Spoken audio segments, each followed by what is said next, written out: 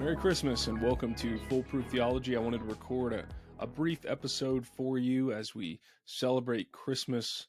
So you may be listening to this on Christmas Eve, Christmas Day, or maybe you're just getting caught up on that road trip, or you're visiting family and you're hiding in your room trying to just listen to something other than people arguing or whatever goes on in your family. And I just wanted to share some brief thoughts on Christmas, Christian culture, and tradition. I think Christmas is a great time of year. It's filled with rich tradition and history in our culture, especially in the American context. And we have tended to export that context and that tradition wherever America has gone. Now it has become very commercialized. But if you read things like Charles Dickens' A Christmas Story, or even in our own kind of movie genres, It's a Wonderful Life. You have these wonderful Christmas movies, these stories that talk about family and friends and tradition, and it's a unique time of year. And I think it's beautiful because it's a way that our culture still honors the reign of Christ. There's no doubt about it that it is Christ's time of year. It is Christmas, which comes from Christ and Mass, so it's even a Catholic term, and so there's a rich history in our country and in our culture on Christmas. And I was being silly the other day, making a meme regarding Christian culture. And I've heard recently and over the last, I don't know, 5 to 10 years, some evangelical leaders are really sour on Christian culture. They think Christian culture leads to more nominalism. Christian culture only leads to more hypocrisy and false conversions. And I have strongly disagreed with that proposition, and I've strongly disagreed with that vision. Of course, you may have heard me talk on the podcast about Russell Moore and Ray Ortlund, two prominent thinkers on this matter who have disparaged Christian culture, have been glad upon its death, are dancing on the gravestone, the burial plot of Christian culture in America. And I, for one, wish there was more Christian culture. And so we are at odds on that matter. But during this time of year, Christian culture really permeates society. You get to go into Starbucks and you hear hymns sung to Jesus by people who may or may not believe what they're singing.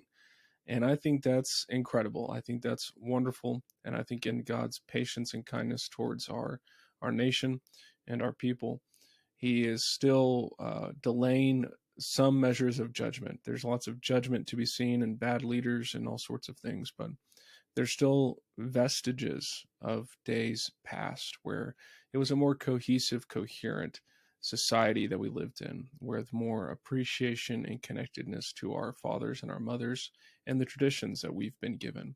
And that really leads me to what I wanted to talk about regarding Christmas specifically. Christmas is a great time to celebrate tradition, to bring people up in formative ways that honor the Lord.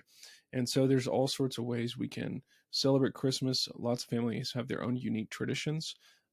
Some may even be based on, where they came from as immigrants when they came to America, whatever it may be. So there can be cultural expressions of Christmas traditions.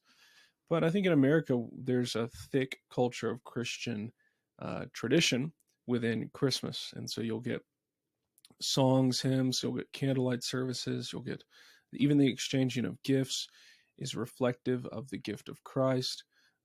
Even the tree, the lights, all of it really just has just little touch points of how it points to Jesus. And I think that's a really beautiful thing. And the reason I want to share that is because this is almost a 180 as to where I used to be about 10 years ago. In fact, there's a church, I think it was Ecclesia down in Houston, and they kind of were famous back in the day for being kind of edgy as far as what Christianity was and what Christianity was about. And one of the things they did was they really tried to teach their people that we shouldn't celebrate Christmas because it had become so commercialized and was all about consumerism. And so instead of celebrating Christmas or doing anything for Advent, all they were going to do is donate a bunch of stuff to people in need. Which, if you want to do that, that's no problem. But it was kind of a poke in the eye of people who are more traditional, who enjoyed the traditions of Christmas, whether it's particular family traditions or cultural traditions or just religious traditions. And so what they strove to do was kind of be like this kind of rebel, this this teenage angst church where it's like, oh, we're not about that. We're not about consumerism because that's all it is.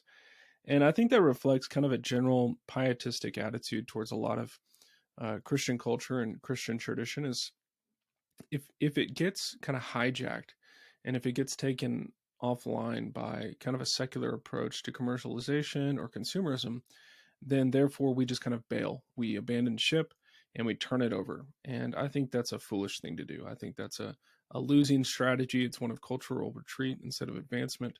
And I don't think that that's what we should be doing as Christians and as churches and as pastors. I think instead we should be advancing and we should be redeeming. And of course, we should be pointing out that Christ is the reason for the season, that the gifts aren't the reason. But I think we can oftentimes do ourselves a great disservice because we diminish the value and the formative experience for families and cities and churches to have Christmas traditions that they pass on to their kids. These things matter deeply in how people are shaped and how they view the world. And my attitude 10 years ago was very dismissive of tradition. In fact, anytime anything regarding politics came on, I just kind of viewed it as nonsense. It seemed like outdated pageantry, and I didn't appreciate it. And now I still view a lot of it as a dog and pony show and kind of performative, but I at least appreciate the tradition associated with it because I think tradition matters a lot. Tradition matters a lot. It shapes people and it forms people. Now, you may take issue with, how much of that tradition is actually Christian, how much of that tradition is explicitly Christ focused. And, we can have that conversation if you want, but I think obsessing over that can lead us into some really just unhelpful ways of thinking about spiritual disciplines, Christian formation, and worship. We tend to get so focused on the minutia of like what's permissible and what's not that we just don't enjoy the season. And I think Christians of all people should be enjoying Christmas. I think we should be enjoying Christmas. I think we should be singing Christmas songs all year round. I think not just for the sake of Christmas, in the spirit of Christmas, as kind of the world says, but because a lot of those Christmas songs, those Advent songs, they're incredibly potent. They're theologically rich. And so we can use them all year round because they're great songs. They're just great songs. But I think what I want to emphasize for you as you kind of celebrate Christmas, or maybe you're just done celebrating Christmas, is really go for it. Just go for it. Like enjoy it. Enjoy it for what it is. Whatever your family does, however big they go, appreciate and thank God that you are celebrating Christmas this year, that it's a holiday in our United States that even is part of the vestiges of a Christian culture. And so we're not going to see more people know Christ and see our cities brought to Christ by practicing cultural retreat every time one of our traditions gets kind of taken out. This is why we could get into the topic, and this is way off the beaten path of what I wanted to cover today, but think of the topic of the rainbow flag and how that's just now a pagan symbol of the sexual revolution. And yet that's our symbol. That's our symbol. And so we shouldn't back down from Christmas being our holiday. We are Christians. This is what we do, and we are glad to celebrate. We, of all people, should be filled with great joy because Christ has come. He's come in the flesh. He didn't just stay in some other place in heaven. He came in the flesh to redeem us in our totality, our soul and our body. And so at Christmas, we get to practice that out. We get to live that out in person with other people, eating, drinking, exchanging gifts, very physical, embodied things. Gifts matter. Like thinking thoughtfully of someone else and getting them a good gift that you've thought about matters a lot. And you know how it feels when somebody's thought about you and given you a gift. These things are good things, very good things that God has made in this world. And the fact that humans get to create new things and create new culture and new products, these are great things that we as Christians can celebrate instead of having this kind of dour attitude, like we're, kind of like left out of the game or somebody stole our ball.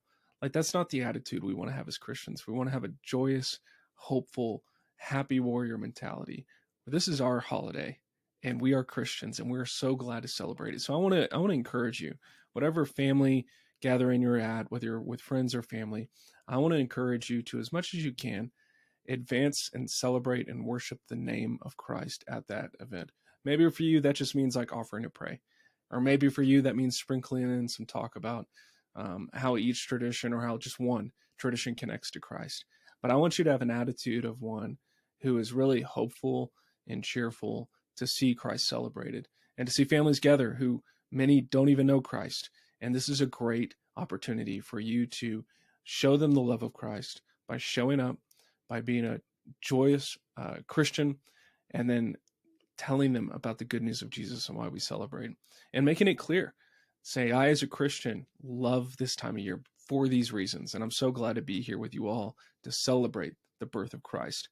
So make some bold declarations, and if you can't do that or you're not ready to do that, offer to pray and at least set your heart and your mind on the worship of Christ over this Christmas.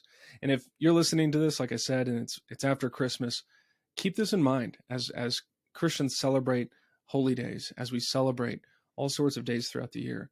It's a really good discipline to get into, that we should reclaim what is ours. We should reclaim what Christ has already claimed, because it all belongs to him anyways. And so we just have the opportunity to advance his mission in this way. So thanks so much for joining me today. I've got a great episode coming your way. We're talking with Colin Redimer about sports, competition, anger, and Christianity, talking about the violence of football, the violence of the MMA. Is that appropriate within Christianity? And we explore it through philosophy and through the early church tradition. So make sure you stay tuned for that. Leave a great rating. Share this with somebody to encourage another friend, a brother or sister in Christ to be bold this Christmas and enjoy Christ richly. Merry Christmas.